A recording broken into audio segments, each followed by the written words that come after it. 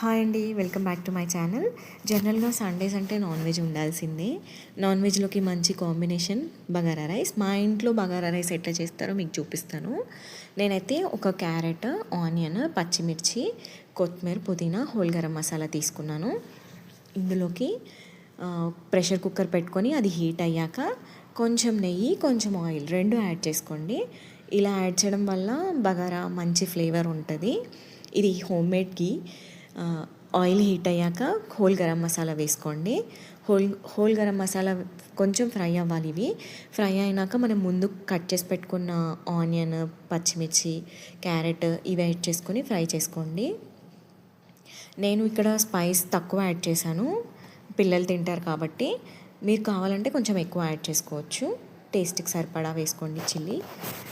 ఇది ఫ్రై అయ్యాక ఫ్రెష్గా గ్రైండ్ చేసి పెట్టుకున్న అల్లం వెల్లుల్లి పేస్ట్ వేసుకోవాలి. జనరల్గా నాన్ వెజ్లోకి, బగారా రైస్లోకి ఇలా ఫ్రెష్గా గ్రైండ్ చేసి పెట్టుకుంది అయితే ఫ్లేవర్ చాలా బాగుంటుంది. ఇది పచ్చివాసన పోయేదాకా ఫ్రై చేసుకున్నాక కొంచెం సాల్ట్ యాడ్ చేసుకోండి. సాల్ట్ యాడ్ చేశాక మనం క్లీన్ చేసి కట్ చేసి పెట్టుకున్న కొత్తిమీర, పుదీనా ఇవి కూడా యాడ్ చేసుకొని మంచిగా ఫ్రై అవ్వనివ్వండి.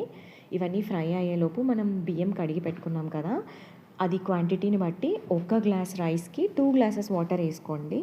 నేను 2 గ్లాసెస్ రైస్ నానపెట్టుకున్నాను కాబట్టి 4 గ్లాసెస్ వాటర్ వేసుకున్నాను. ఈ వాటర్ వేసుకున్నాక ఇవి బాయిల్ అవ్వాలి.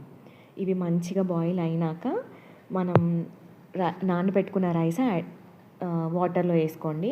వాటర్లో వేసుకొని ప్రెషర్ కుక్కర్ లిడ్ క్లోజ్ చేసి విజిల్ పెట్టేసేయండి. విజిల్ పెట్టాక కరెక్ట్గా 2 or 3 విజిల్స్ వచ్చినాక ఆఫ్ చేసేసుకోండి.